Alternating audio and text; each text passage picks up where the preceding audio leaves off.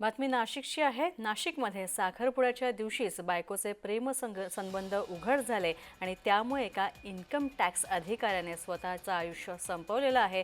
मानसिक तणावातून हरेकृष्ण पांडे यांनी आत्महत्या केलेली आहे। नाशिकच्या अंबड पोलीस ठाण्यात या प्रकरणी गुन्हा नोंदवण्यात आलेला आहे।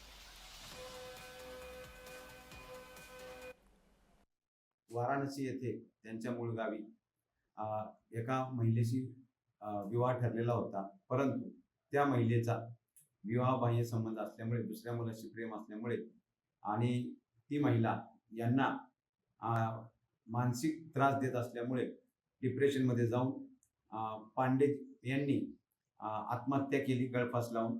त्याबद्दल अंबड पोलीस ठाणे येथे 306 पूर्वीचे आत्महत्येस प्रवृत्त करणे हे गुन्हा दाखल केलेला असून अधिक तपास महिला पोलीस उपनिरीक्षक उंडे मॅडम करत आहेत।